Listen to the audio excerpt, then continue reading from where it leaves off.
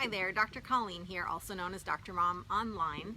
I wanted to come back with kind of part two of the last video I did about a week ago, where I shared what I feel is probably the most important nutrition tip I can give, especially when it comes to children. Now that's kind of tough because obviously I have more than one nutrition tip to give, but that first one was to really start to focus on reducing and crowding out refined carbs, sugars, things that, foods that contain those or quickly break down to those and really wreak havoc in every cell and tissue of our body. I don't know how much you can hear this background noise. We've got construction happening at multiple houses on our street right now, so I'm hearing all sorts of building noises and interesting conversations. So I'll apologize in advance if this gets R-rated. So that first tip is to crowd out those unhealthy carbs, the refined carbs, the starchy foods that just break down to sugar and, like I said, destroy things at a cellular level. So by crowding them out, I'm talking about placing more emphasis on other foods on the plate, so to speak.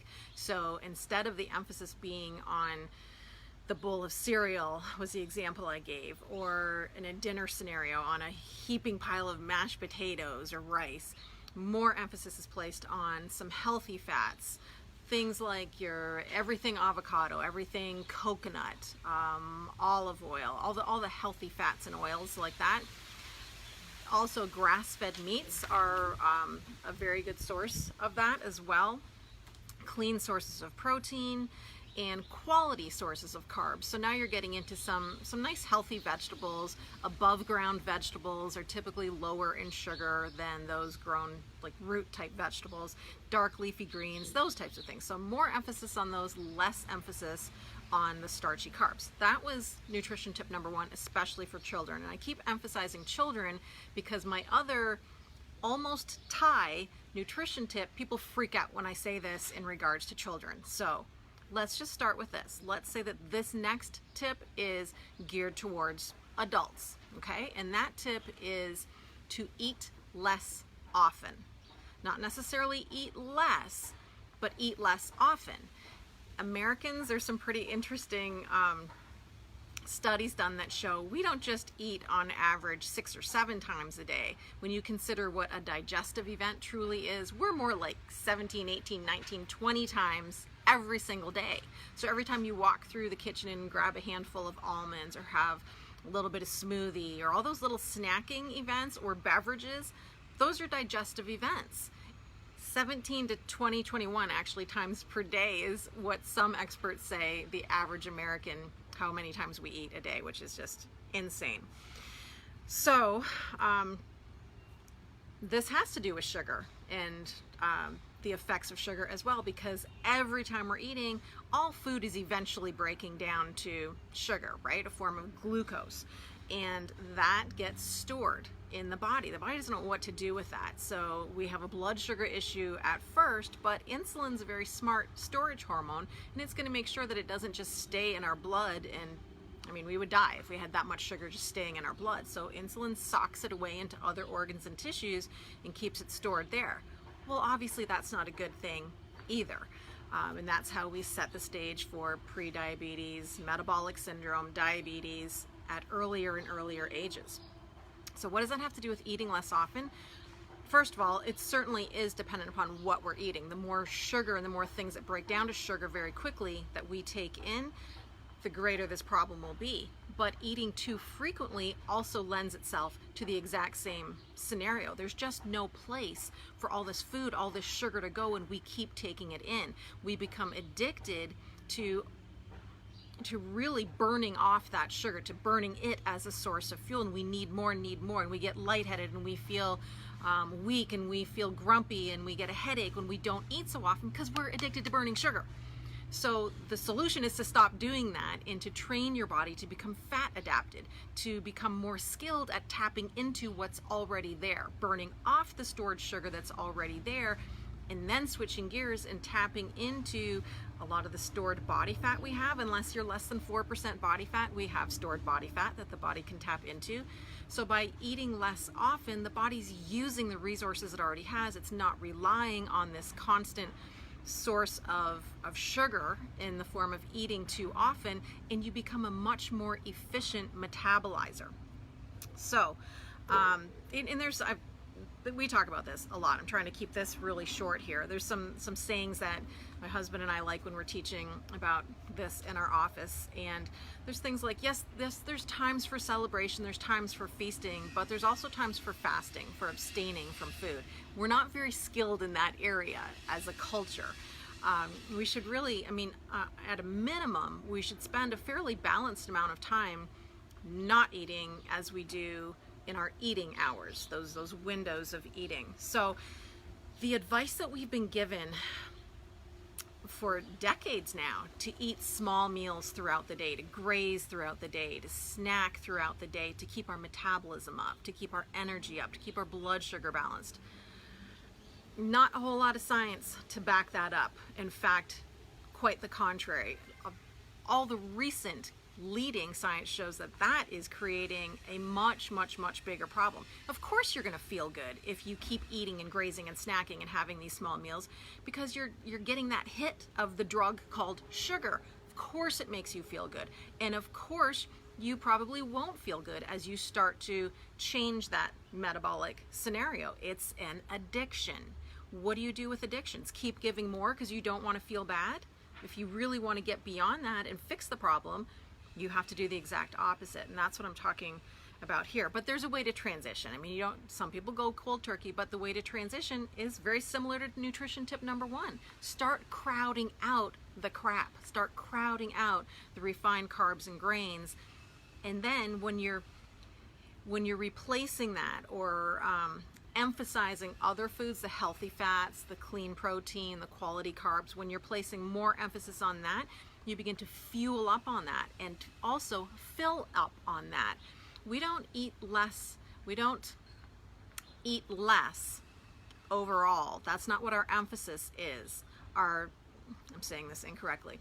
I don't want you to focus on eating less. The focus is on eating less often. When you do eat like you mean it. Eat those healthy foods and fuel up. So in a roundabout way, you will likely end up eating less overall, which is one of the markers of longevity. When we study cultures around the world who live the longest, the healthiest, one thing they have in common is they do eat less food overall, but they're not eating little portions and I'm cutting my meal in half and I'll eat half now and I'll eat half in an hour. They're not doing things like that. They're not practicing portion control, but they are practicing eating less often. Think back to our earliest hunter-gatherer ancestors. They weren't necessarily eating 6 or 7 times a day, except for the days they were. There were plenty of days when they didn't eat, or they had one big meal. They eat when food was there, right? So we're actually not hardwired for this grazing all day long. That is not what our ancestors did as a whole. We are hardwired for times of feasting and times of fasting, is the point I want to make. So why is this so important in the first place? And the key player is insulin. We need to keep insulin in check. Every time we eat, we have a rise in blood sugar and insulin. There's a lot of other metabolic events that happen every time we eat as well, but I'm talking about these two specifically. Well, blood sugar will come back down sometime after a meal, usually a bit quicker than insulin does.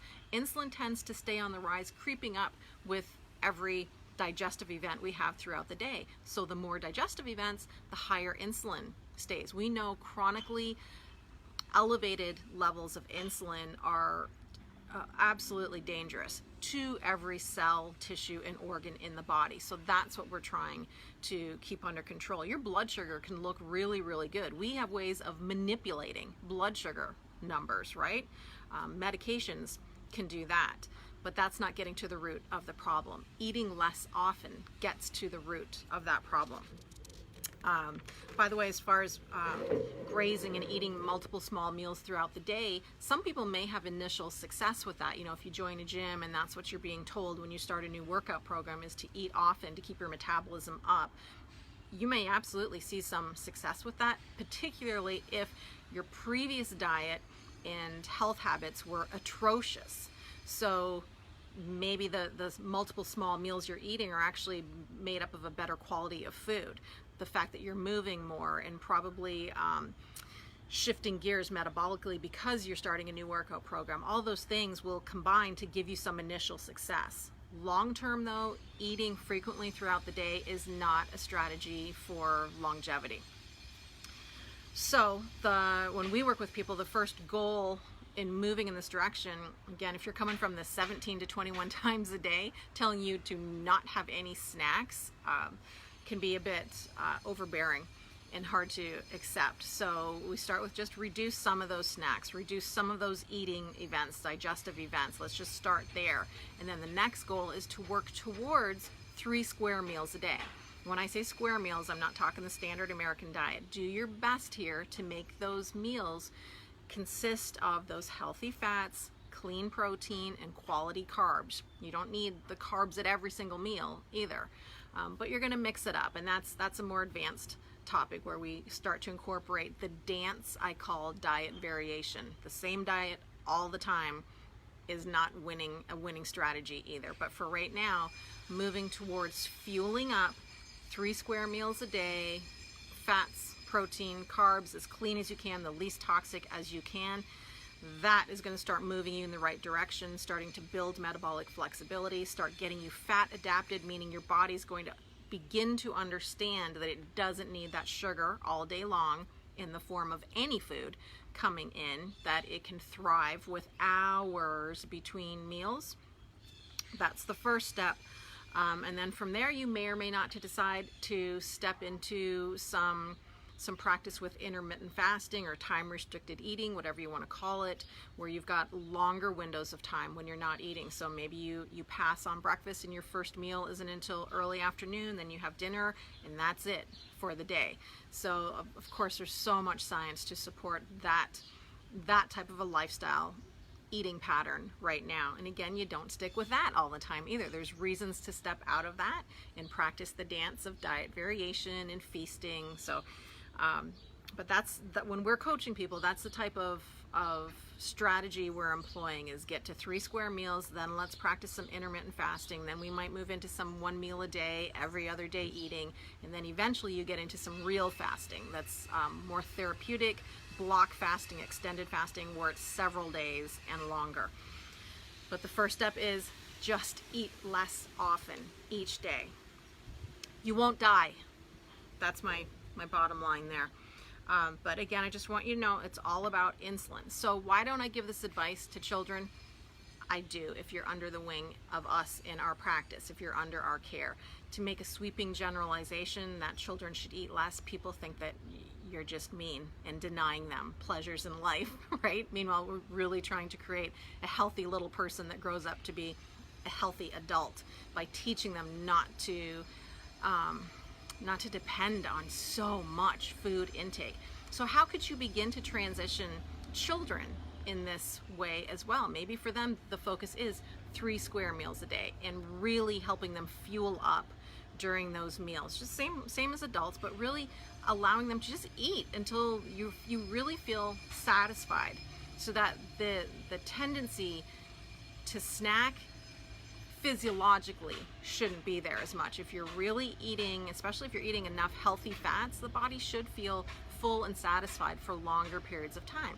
Then if they do snack, if they do still want to snack, need to snack, feel they need to snack, and make sure those foods are not empty, toxic calories. Make sure those are a good source of fuel as well.